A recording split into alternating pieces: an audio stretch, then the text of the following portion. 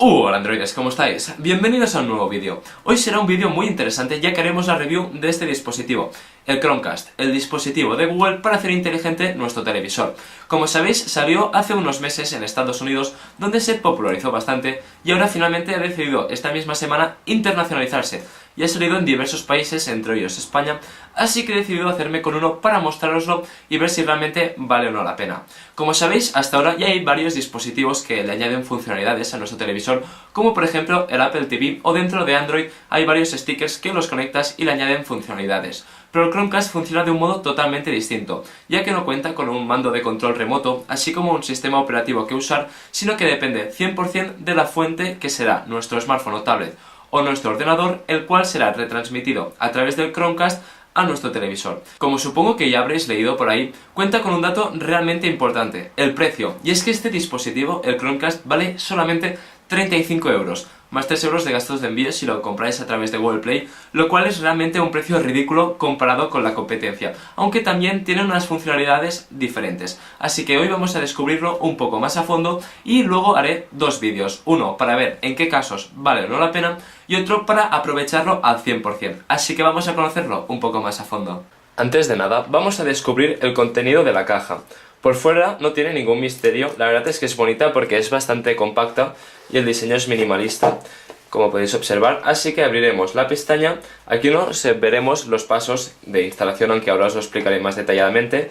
En primer plano, como no, el Chromecast, que a simple vista parece un pendrive, aunque funciona con HDMI.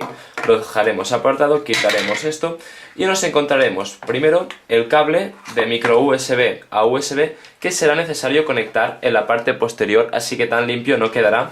Y si nuestra televisión no cuenta con puerto USB, tenemos este adaptador para conectarlo a la corriente.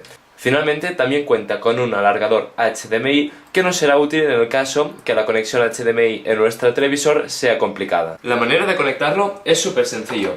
Primero ponemos el Chromecast en un HDMI que tengamos disponible. Luego el micro USB lo conectamos en su culo, tal que así.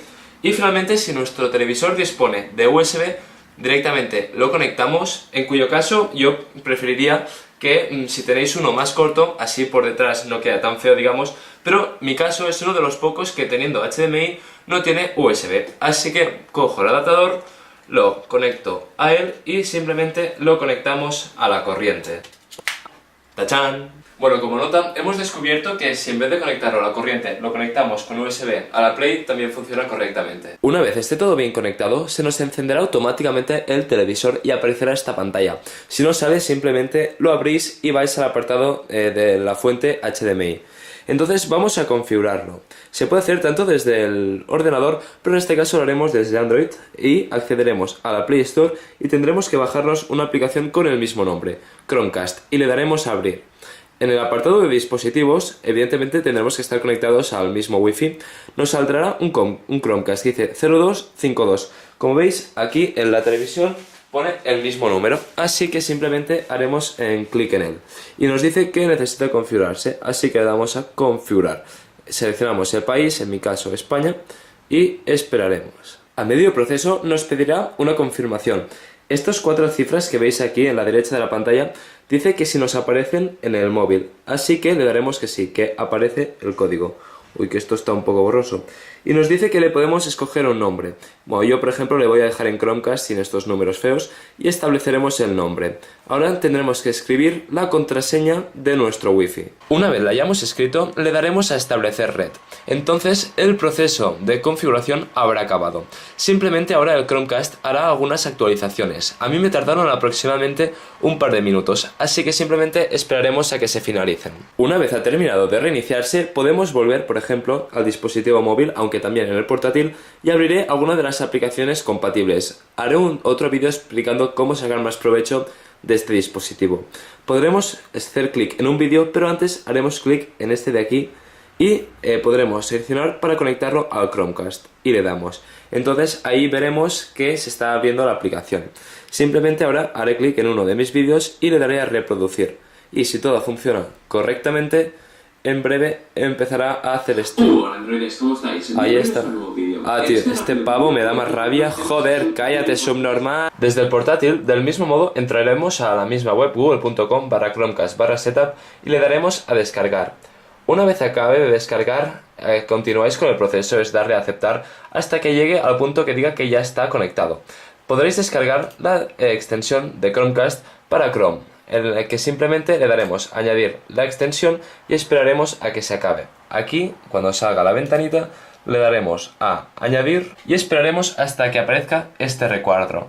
Nos aparecerá aquí arriba este icono en el que indica que ya se ha activado el Chromecast. Entonces, si queremos retransmitir, le daremos al icono y le daremos a enviar pestaña al Chromecast y simplemente esperaremos. Si ahora vamos al Chromecast, veremos que efectivamente ya ha empezado a detectar y aquí ya tendremos en streaming el contenido del portátil. La retransmisión es bastante fluida. En mi internet va con más o menos un segundo de retraso. Algo que no me gusta es que esta extensión afecta solo a una pestaña. Como veis, es la que trae este icono azul.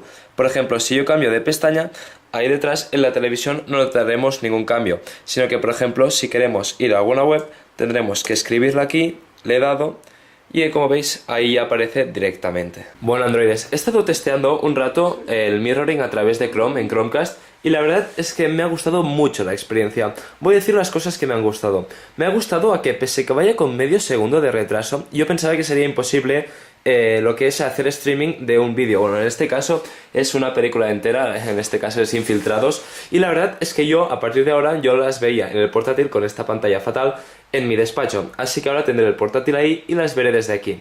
Y otra cosa que me ha gustado, es que está muy bien, es que el audio suena directamente por la televisión y no a través de lo que son los altavoces del portátil. Cosas que no me han gustado: el hecho que mientras que navegas, cada vez que cambias de pestaña, tienes que ir aquí a lo que es la extensión, actualizar y decir que se haga el streaming desde esta pestaña. Y otra cosa que no me ha gustado es que mientras que en el portátil evidentemente se ve el mouse, en la pantalla no lo vemos, lo cual es algo que es un poco incómodo, ya que yo, por ejemplo, tendría aquí el mouse inalámbrico que tengo y en lo que es mi despacho o mi habitación el portátil, y en cambio pues tengo que tener el portátil aquí, ya que si cambio cualquier cosa ahí en la televisión no se ve el mouse. Pero como he dicho, la experiencia ha sido más que satisfactoria. Y bueno, androides, hasta aquí el primer análisis con la configuración y las funcionalidades básicas del Chromecast, el cual por 35 pavos la verdad es que está de puta madre. Pero ya hay casos en los que si tenéis ciertos dispositivos o querráis ciertas funcionalidades, puede que no os salga a cuenta. Así que dentro de poco haré un vídeo en los que hablaré cuándo vale y cuándo no vale la pena, así como otros sacando toda su potencia, ¿no?, gracias a aplicaciones que han desarrollado terceros con el SDK de Google, que realmente amplían bastante sus posibilidades. Así que estad atentos. Si os ha gustado el vídeo, no olvidéis darle un buen like para ayudar a la comunidad pro Android. Así que, ya. Hasta la próxima, troles.